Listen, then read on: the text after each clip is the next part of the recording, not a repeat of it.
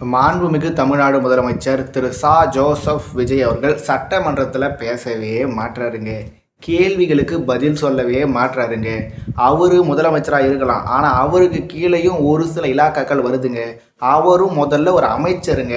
அவர் துறைக்கு அவர் பதில் சொல்லாமல் அவரை பார்த்து கேள்வி கேட்டால் அந்த அமைச்சர் பதில் சொல்கிறாரு. அந்த அமைச்சர் பேசி முடிக்கிறதுக்குள்ள இந்த அமைச்சர் எழுந்து பதில் சொல்கிறாரு. இப்படி ரெண்டு அமைச்சர்கள் போட்டி போட்டு தன்னோட முதலமைச்சருக்காக பேசி முடித்து உக்காரத்துக்குள்ள அதுக்குள்ளே மூணாவதாக ஒரு அமைச்சர் எழுந்து எங்கள் தளபதிக்கு புகழ்ச்சி பிடிக்காது, எங்கள் தளபதிக்கு புகழ்ச்சி பிடிக்காது, எங்கள் தளபதிக்கு புகழ்ச்சி பிடிக்கவே பிடிக்காது அப்படின்னு சொல்லி அவரோட தளபதியை, அவரோட கட்சி தலைவரை, அவரோட முதலமைச்சரை பற்றி புகழ்கிறாங்க. சட்டமன்றத்தில் புகழ்ந்து தள்ளிட்டே இருக்காங்க. அது சரி, திமுகவை சேர்ந்தவங்க எழுந்தால் தளபதி ஸ்டாலினை பற்றி பேசும்போது தாவேகாவை சேர்ந்தவங்க எழுந்து தளபதி விஜயை பற்றி பேசுறதுல என்னங்க தப்பு அப்படின்னு கூட நம்ம கடந்து போயிடலாம். ஆனால் மாண்புமிகு தமிழ்நாடு முதலமைச்சர் திரு ஜோசப் விஜய் அவர்கள் ஆட்சி அதிகாரத்துக்கு வந்ததுனால தான், எங்கள் தளபதி அவர்கள் தமிழ்நாட்டோட முதலமைச்சர் ஆனதுனால தான் சட்டமன்ற நிகழ்வுகள் நேரலையில் ஒளிபரப்பப்படுது. எப்படி சட்டமன்ற நிகழ்வுகள் நேரலையில் ஒளிபரப்பப்படுது? இது தாங்க எங்கள் தளபதியோட சாதனை. பார்த்தீங்களா, அந்த காலத்தில் பெண்கள், குழந்தைகள், வயதானவர்கள் இவங்க எல்லாருமே தொலைக்காட்சிகளில் திரைப்படங்கள் பார்ப்பாங்க, நாடகங்கள் பார்ப்பாங்க. ஆனால் எங்கள் தளபதி அவர்கள் தமிழ்நாட்டோட முதலமைச்சர் ஆனதிலிருந்தே திரைப்படங்களையும் பார்க்கறதில்ல, நாடகங்களையும் பார்க்கறதில்ல. வெறுமனே சட்டமன்ற நிகழ்வுகளை நேரலையில் பார்த்துக்கிட்டே இருக்காங்க. அப்படின்ற வகையிலையும் திரு விஜய் அவர்களை புகழ்ந்துக்கிட்டே இருக்காங்க. நான் என்னோட பழைய பல காணொலிகளில் பேசியிருந்தா மாதிரி சட்டமன்ற நிகழ்வுகள் என்னதான் நேரலையில் ஒளிபரப்பு செய்யப்பட்டாலுமே அந்த நேரலையை தொடக்கத்திலிருந்து முடிவு வரைக்கும் கிட்டத்தட்ட யாராலையுமே முழுசாக பார்க்க முடியாது. ஒரு நாள் பார்க்கலாம், 2 நாள் பார்க்கலாம், விடுமுறை நாட்களில் பார்க்கலாம். மற்றபடி நேரலைனா ஒரு நிமிஷம் கூட தவற விடாமல் பார்த்துட்டேன் அப்படின்னு சொல்லி யாராலையுமே சொல்ல முடியாது. நானுமே கூட முக்கியமான நிகழ்வுகள் என்ன, முதலமைச்சர் என்ன பேசுகிறாரு, முக்கியமான அமைச்சர்கள் என்ன பேசுனாங்க அப்படின்றத கவனத்தில் வச்சுக்கிட்டு மட்டும்தான் இந்த காணொலிக்காக பேசிகிட்டு இருக்கேன். அப்படி இருக்கிறதுனால சட்டமன்ற நிகழ்வுகளை நேரில் ஒளிபரப்பு செய்கிறது சரியான விஷயமா, முறையான விஷயமா, செய்ய வேண்டிய விஷயமானு சொல்லி கேட்டிங்கன்னா கண்டிப்பாக செய்ய வேண்டிய விஷயந்தான். ஆனால் அதாவது சட்டமன்ற நிகழ்வுகளை நேரில் ஒளிபரப்பு பண்ணுறதுன்றது கடமை. இதுக்கு முன்னாடி திமுக ஆட்சியில் நேரலை செய்யப்படலை, அதிமுக ஆட்சியில் நேரலை செய்யப்படலை அப்படின்னா அவங்க சரியாக செயல்படலை. இப்போ தாவேக ஆட்சி அவங்களும் தொடக்கத்தில் நேரலை பண்ணாங்க, அதுக்கப்புறம் நேரலையை நிறுத்தினாங்க. அது விமர்சனமான பிறகு நேரலையை இப்போ தொடர்ந்துட்டுருக்காங்க. அப்படி நேரலை தொடர்றது பெருமை இல்லை, வெறுமனே கடமை மட்டும்தான் இருக்கிறதுனால திரு விஜய் அவர்களை புகழ்கிறதுக்காக இந்த நேரலையை கொண்டு வந்துட்டார். சட்டமன்ற நிகழ்வுகளை நேரலையில் ஒளிபரப்பு பண்ணுறாரு அப்படின்றத ஒரு நாள் பெருமையாக பேசலாம், 2 நாள் பாராட்டலாம், 3 நாள் கொண்டாடலாம். ஆனால் தினம் தினம் இதே மாதிரி சட்டமன்ற நிகழ்வுகளை நேரலையில் கொண்டு வந்த மாண்புமிகு தமிழ்நாடு முதலமைச்சர் தளபதி வாழ்க அப்படின்னு சொல்லி தொடர்ச்சி அமைச்சர்கள் பேசினாங்கன்னா முடியலை. சட்டமன்ற நிகழ்வுகளை நேரலையில் ஒளிபரப்பு செய்யும் மாண்புமிகு தமிழ்நாடு முதலமைச்சர் திரு ஜோசப் விஜய் அவர்கள் வாழ்க வாழ்க வாழ்க வாழ்க வாழ்கன்னு சொல்லி அவரோட அமைச்சர்கள் என்ன வேணால் பேசலாம். ஏன்னா அவங்க எல்லாருக்கும் அமைச்சரவையில் வாய்ப்பு கொடுத்தது யார், வேறு யார்? விஜய்னா வெற்றி, வெற்றினா விஜய். ஏன்னா விஜய்னா தமிழ்நாடு, தமிழ்நாடுனா விஜய்னு யார் சொன்னது? மாண்புமிகு தமிழ்நாடு முதலமைச்சர் திரு ஜோசப் விஜய் அவர்கள் தான் பல முறை சொல்லியிருந்தார். அப்படி விஜய்னா வெற்றி, வெற்றினா விஜய், தமிழ்நாடு தான் விஜய், விஜய் தான் தமிழ்நாடுன்னு சொன்ன மாண்புமிகு தமிழ்நாடு முதலமைச்சர் திரு ஜோசப் விஜய் அவர்கள் தமிழ்நாடு சட்டமன்றத்தில் 110 விதியின் கீழே எண்ணற்ற திட்டங்களை அறிவிச்சிருந்தார். அந்த எண்ணற்ற திட்டங்களில் முக்கியமான அறிவிப்பு என்ன?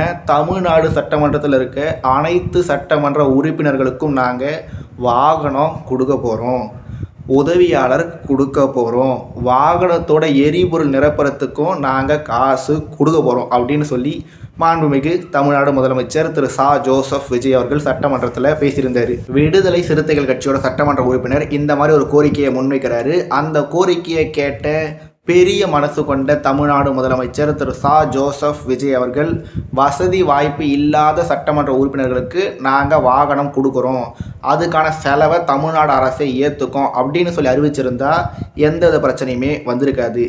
ஆனால் சட்டமன்றத்தில் பேசின மாண்புமிகு தமிழ்நாடு முதலமைச்சர் திரு ச. ஜோசப் விஜய் அவர்கள் அனைத்து சட்டமன்ற உறுப்பினர்களுக்கும் நாங்கள் வாகனம் கொடுப்போம், வாகனத்துக்கான பராமரிப்பு செலவையும் தமிழ்நாடு அரசே ஏற்றுக்கும் அப்படின்னு சொன்ன உடனே மாண்புமிகு தமிழ்நாடு எதிர்க்கட்சி தலைவர் திரு உதயநிதி ஸ்டாலின் அவர்கள் எழுந்து தளபதி விஜய் அவர்கள் அனைத்து சட்டமன்ற உறுப்பினர்களுக்கும் நாங்கள் வாகனம் கொடுப்போம் அப்படின்னு சொல்லியிருந்தார்.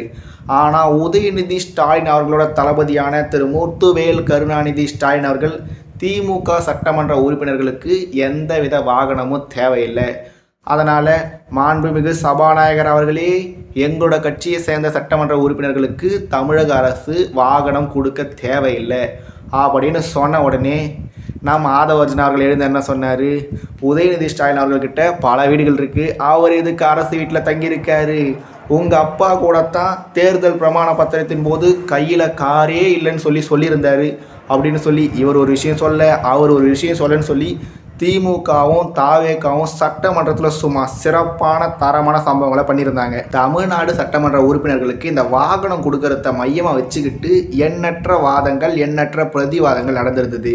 கடைசியாக எழுந்த எங்கள் அண்ணன் ராஜ்மோகன் அவர்கள் என்ன சொன்னார், ஏங்க நாங்கள் யாருக்குமே சொந்தமாக வாகனம் கொடுக்க போகிறது இல்லைங்க, நீங்கள் சட்டமன்ற உறுப்பினராக இருக்கிற வரைக்கும் அந்த வாகனத்தை பயன்படுத்தலாம், 5 வருஷம் முடிஞ்சு உங்களோட சட்டமன்ற பதவி காலம் முடியும் போது அந்த வாகனத்தை நீங்கள் திரும்ப அப்படியே அரசாங்கத்துக்கிட்ட கொடுத்துடணும் அப்படின்னு சொல்லி அவர் பங்குக்கு ஒரு கருத்தை தெரிவிச்சிருந்தார்.